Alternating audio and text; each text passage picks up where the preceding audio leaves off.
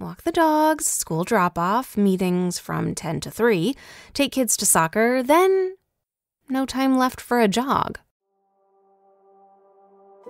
When everyone else is relying on you, it's easy to put your needs last.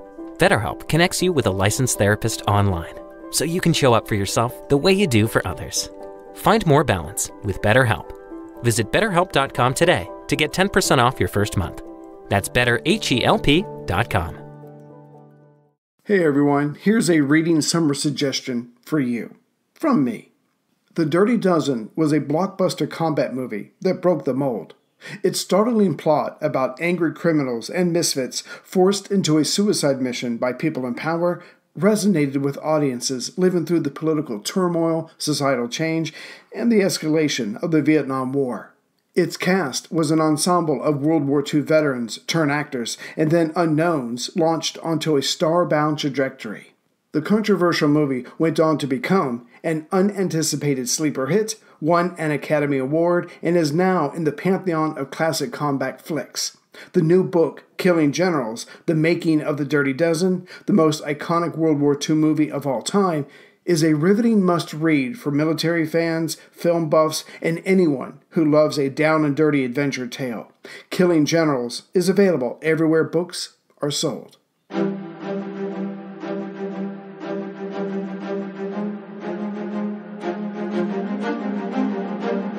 Hello, and thank you for listening to The History of World War II podcast, episode 418, The Show Must Go On.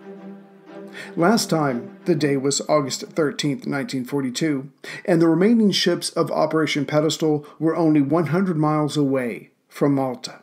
But the Axis knew this too, so with the sunrise came wave after wave of air attacks. The attack that further damaged the tanker Ohio and doomed the merchant ship Dorset had pushed Commander Edward Gibbs of the Pathfinder just a bit too far. He would be ready for the next one.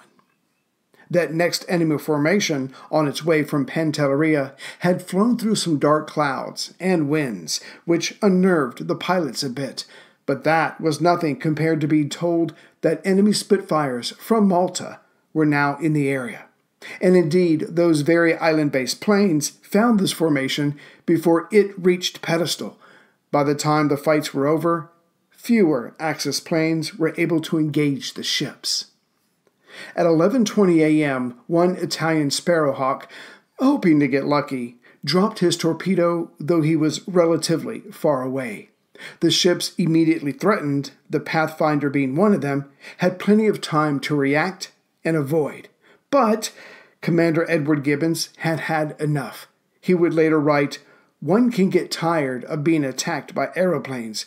We had to alter course to avoid torpedoes, so we decided to do the attacking ourselves. We increased speed to 30 knots and turned straight out to seaward to meet the Savoyas." And when the enemy planes came over, and they were only at mast height, it was a quick moment of action, followed by soul-wrenching waiting. Gibbs went on, "The noise was tremendous, and I personally remember this as the most exhilarating and enjoyable moment of the war. The nearest Savoia was almost within biscuit toss, and the whole formation was surrounded by shell bursts and streams of tracer bullets, through which they dived, twisted, and climbed, dropping their torpedoes in almost all directions, except that of the convoy. As for the attacking planes, one was set aflame, but the others were able to make for home. With the attack broken up, Gibbs had the Pathfinder reverse course to rejoin the merchant ships, for there would be more attacks. Yet the Italian pilots had come closer to success than they realized. As the string of torpedoes were coming at the ships, Captain Henry Pinckney of the Port Chalmers had the ship turn hard to comb the nearest two torpedoes. This worked until it didn't. The first torpedo went under the ship, close, but something they could all live with. As for the second torpedo, that came down the starboard side. It suddenly disappeared, and everyone held their breath. Suddenly, the anti-mine paravane, think large fishing net attached to a long metal pole, started to shake. Pinckney guessed what was going on and had the paravane raised. That second torpedo was within its netting. First Officer Bill Craig went over to cut it loose, which, now free, it sank to the bottom and exploded. And though it was very far away from the ship, the entire Port Chalmers rose out of the water due to the shock wave. And not even 30 minutes later, at 11:40 a.m., 14 German Stukas arrived and went after the Dorset. As we saw last time, though fraught with confusion and a lack of communication between the various ships and protective fighters overhead, the Dorset was doomed, though her death took several hours. Getting back to the threat from above, the last squadron to attack the ships on the 13th left Sicily at 2:45 p.m. They were Ju-88s. For whatever reason, they approached the North African coast, somehow behind the convoy. Still, as they patrolled the northwestern shoreline of Tunisia, they soon spotted 2 subs on the surface. Well, it wasn't a merchant ship, but it would have to do. The attack run was made, the first sub got away, but not the second. It suffered damage and wounded crew. Only later, though, would the pilots find out that the 2 subs had been their own, the Alagi and Desi. Further, they lost one of their more popular officers, Lieutenant Guido Barani. Of course, there had been a discussion after this amongst the pilots about whether or not another sortie was justified. But between this and that, this being the weather and that being the death of a friend, it was decided they would wait until tomorrow to attack the ships again. But going back earlier that morning, we've seen the Ohio hit hard as it dodged the burning and sinking Wairama. Early on, the gunmen of the Ohio, like the other ships, figured out the Germans' little diversionary trick by having a few planes attack from one direction with all guns blazing to attract attention, while the main attack came from another direction. And the German pilots paid for this newfound knowledge. A Stuka was shot down during the 8 a.m. attack, and as we have seen, not one but 2 German planes crash-landed on the tanker. When the Ohio finally caught up to the convoy and to Admiral Burrow, he kept an eye on her as he knew that she would be the main target, and he was right.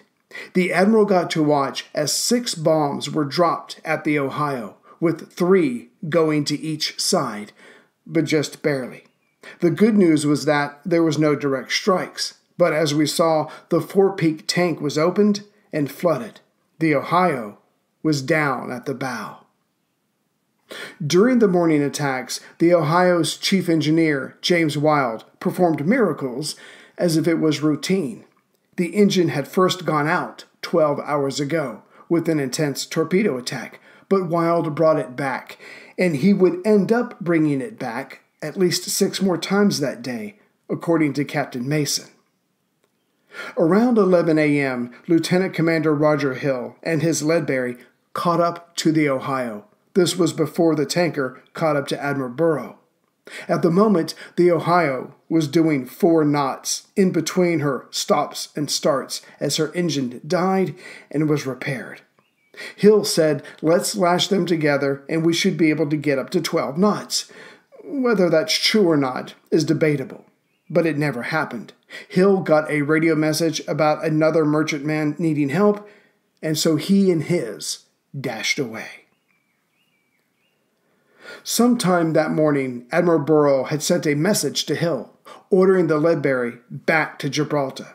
As this was not what Hill wanted to do, he used the old sketchy message routine and stayed where he was. But there really were radio issues occurring. That same morning, Vice Admiral Sir Ralph Latham on Malta, who since the beginning of the year was made Superintendent Malta Dockyard and Flag Officer in Charge Malta, who had a better idea than Burrow of what was going on, sent a message to Burrow, who did not get it, that he advised the Ledbury go back to pick up survivors from Manchester. Burrow didn't even know the ship had been scuttled. This message Lieutenant Commander Hill heard as well, and as it was action this day, his favorite thing, he decided to follow the order. On their way, the Ledbury was set upon by 2 torpedo bombers. The alarms went off, and Hill ran to the bridge. As gung-ho as the man was, he had already divided his crew into 2 shifts, so somebody was always getting rest, readying for the next attack. And here it was. This time, Hill ordered his bigger guns to hold off. Let the pilots think they were damaged or unresponsive. Perhaps they'll come in closer. The planes did, and soon they were going down. 2 smoking, twisted wrecks. But an aggressive warrior is predictable and can expose himself. As Hill was shouting good shooting to the crew who were cheering the outcome, someone yelled, "Torpedo!" It had been another diversion. Hill had the vessel come hard aport, and the torpedoes missed, but by inches. As the deadly fish went by and the remaining planes flew away, Hill decided he had a question for his staff. "Coxswain, what are the regulations about splicing the main brace?" This was an expression that dated to the days of Nelson, for tapping the rum. "Don't know, sir. I think it's when the king visits the fleet or something special happens." "Well, coxswain, I think this is a special occasion. Pipe round the ship. Splice the main brace, including all survivors. Stand fast, the Hun." The whole ship was cheering hard, and after this, everything went with a swing, Hill later said. 45 minutes later, the crew spotted land. Hill, and this might have been the alcohol talking, told his crew, "Hey, you know what? It's possible that some of the Manchester's crew might be on land over there, and they could be in the hands of Arabs, or even worse, Frenchmen. So let's go ashore like pirates of old, kill everybody before us, and rescue our friends."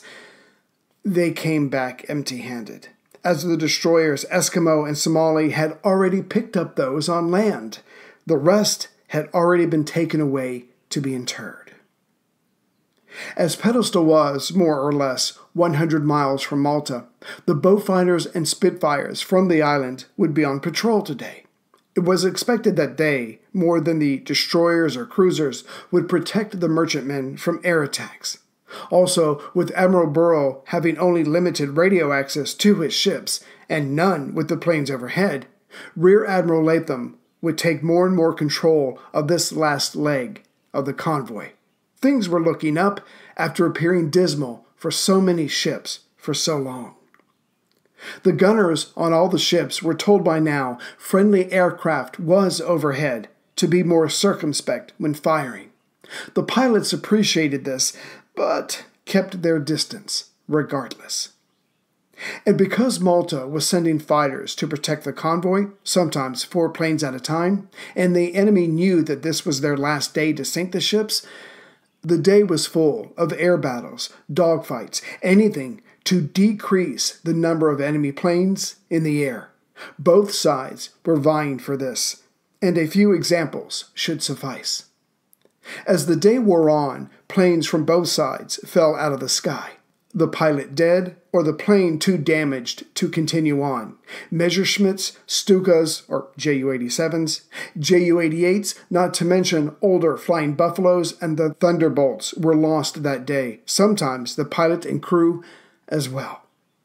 Pilot Dickie Cork, who flew a Sea Hurricane and had previously taken off from the Indomitable, helped out with 6 kills, either alone or in tandem.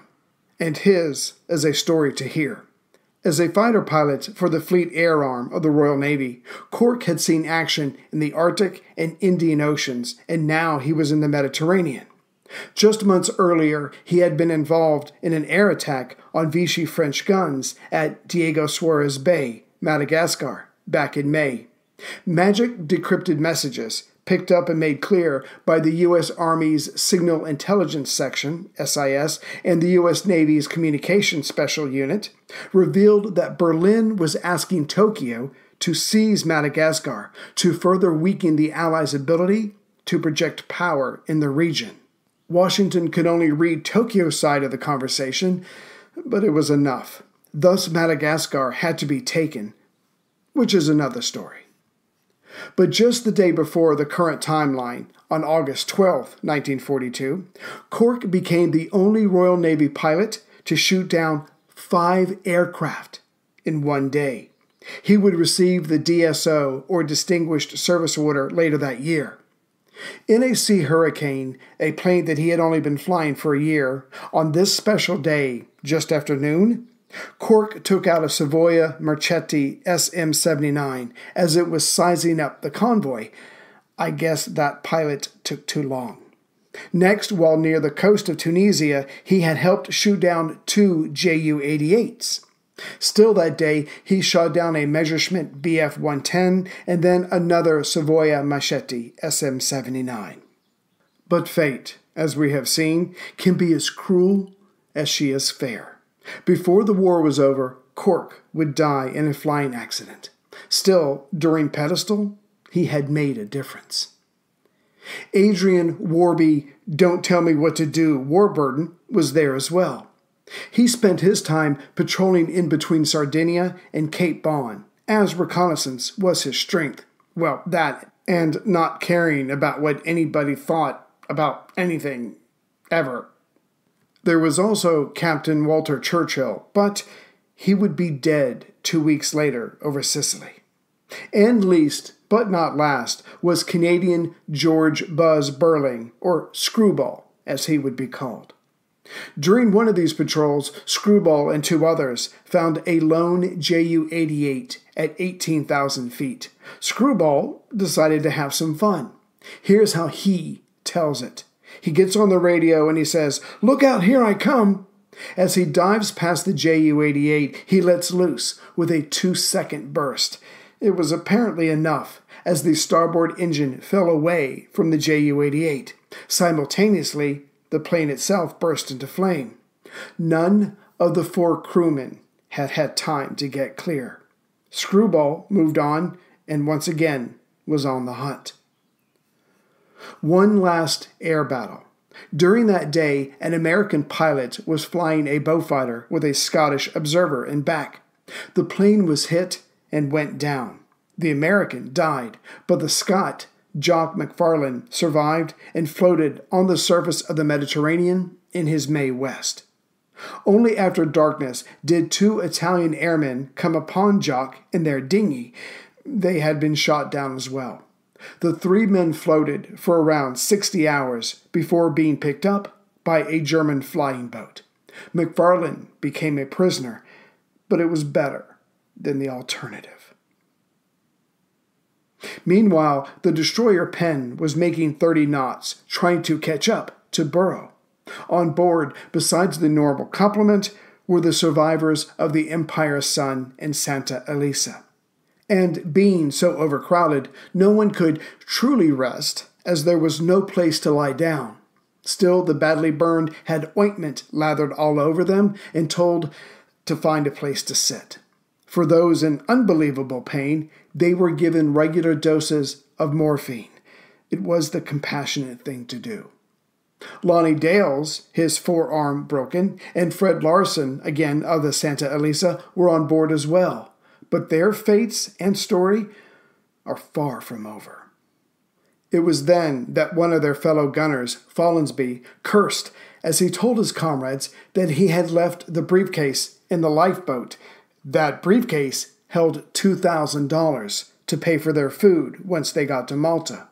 Larson, having more experience, wished Follansby had kept his damn mouth shut. Suddenly, all around the room wanted to get rid of this empty-handed gunner in the most painful way imaginable.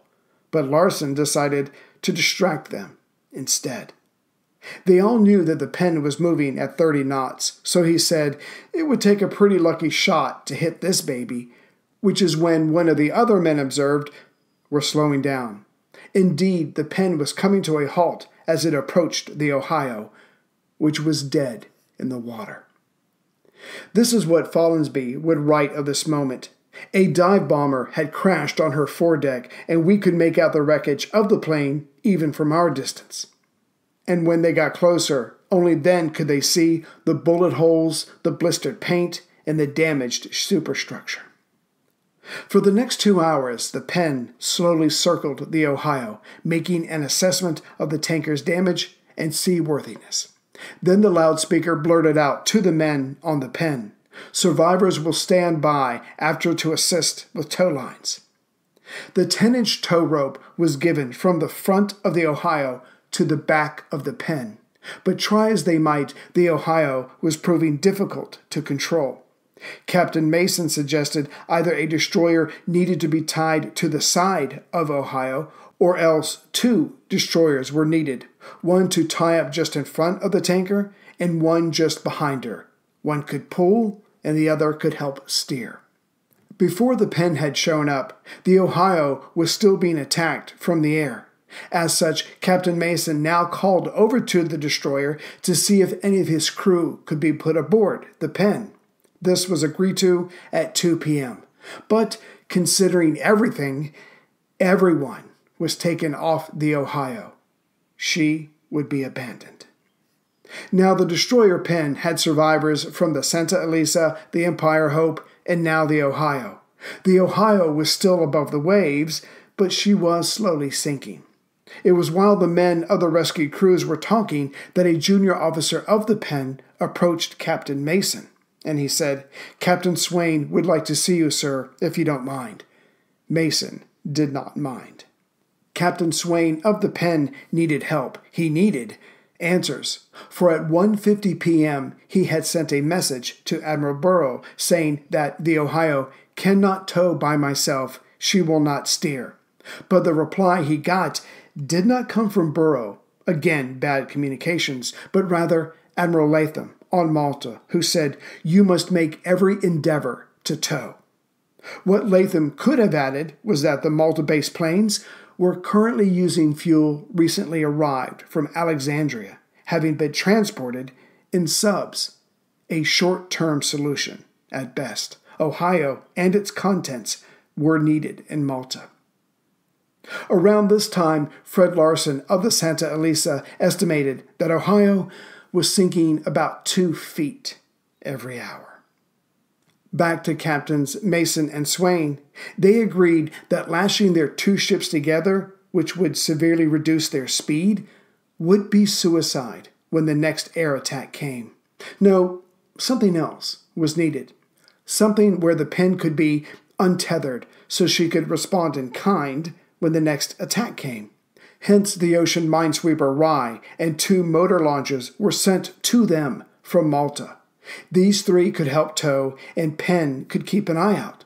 For now, the plan was for Mason's men to get some rest while still on the Penn, but after sundown to return to the Ohio, to be ready to tow her and to man the guns, for everyone knew they would be needed again.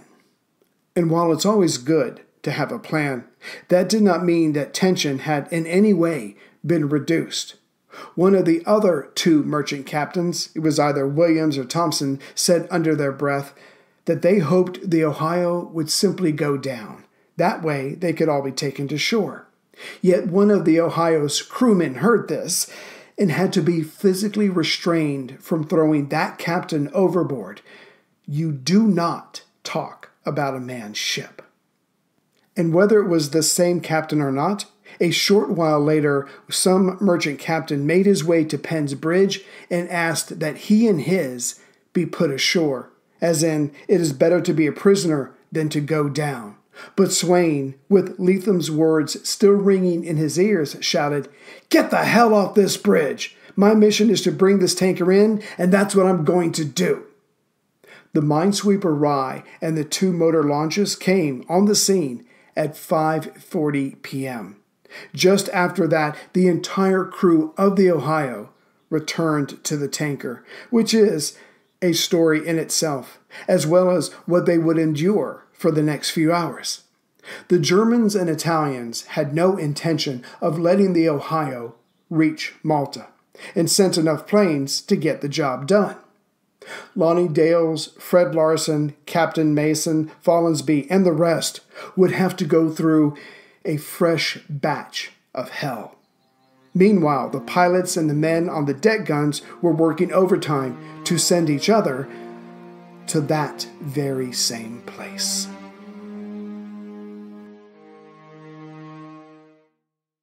When you hire your local CertaPro painters, you get the power of a cut above. Decades of expertise to transform your home. From so-so to virtuoso. The power of neighborhood painters. We live where you live and probably like the same pizza place you do. Put the power of pro to work for you today. Get your project started at CertaPro.com. Each CertaPro painter's business is independently owned and operated.